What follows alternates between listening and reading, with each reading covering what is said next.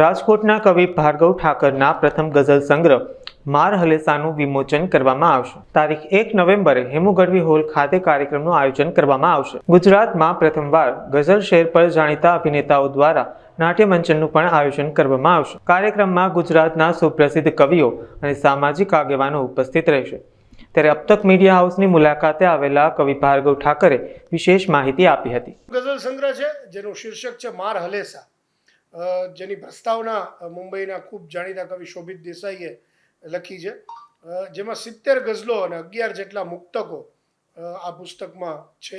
5 અંજલિ ગઝલો છે, એટલે જે આપણા મૂર્ધન્ય કવિઓ છે, ઘાયલ સાહેબ છે કે શ્યામ સાધુ છે, કલાપી છે, એમની કોઈ ગઝલની જમીન ઉપર મેં મારા શબ્દો લખ્યા હોય એવી 5 અંજલિ ગઝલો, 70 મારી ગઝલો અને 2 આસ્વાદ લેખ સંજુવાળા અને પ્રણવ પંડ્યાએ કરેલા મારી ગઝલોના આસ્વાદના 2 લેખ, આવું આખું આ પુસ્તક નવભારત સાહિત્ય મંદિર અમદાવાદ રોનકભાઈ શાહે આ પુસ્તક મારું પ્રકાશિત કર્યું છે અને એ 1લી તારીખે એનું વિમોચન થવા જઈ રહ્યું છે.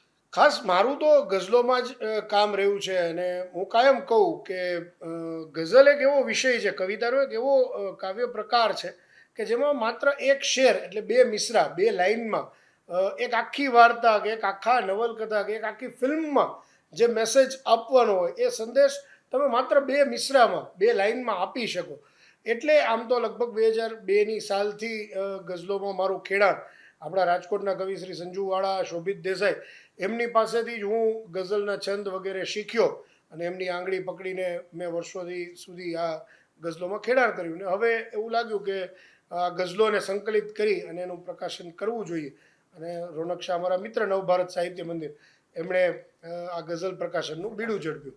ભાર્ગવ ઠાકર રાજકોટના યુવા કવિ, એમને ઘણા વખતથી કાવ્ય જગતમાં ખેડાણ કર્યું છે અને એમને આ એનું પહેલું પુસ્તક કાવ્યનું વિમોચન થઈ રહ્યું છે, પહેલો કાવ્ય સંગ્રહ એનો એક ઉત્સાહ છે.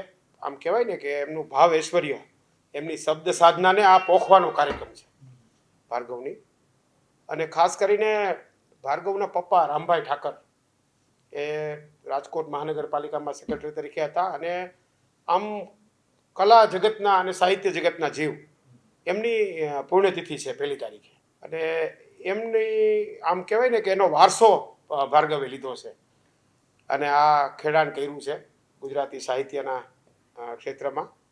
એટલે એક બધાને આનંદ છે એમને ખૂબ કે રાજકોટના એક યુવા કવિને એમની કવિતાનું પહેલું પુસ્તક અને અમે રાજકોટના કવિતા પ્રેમી, સાહિત્ય પ્રેમી અને ભાવકોને સહર્ષ આમંત્રણ આપીએ છીએ.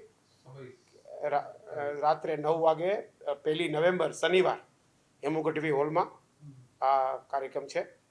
એક બીજી કાર્યક્રમની વિશિષ્ટતા એ છે કે ભાર્ગવે જે કવિતાઓ લખી છે, એને જે ગઝલો લખી છે એમનું મંચન છે સાથે.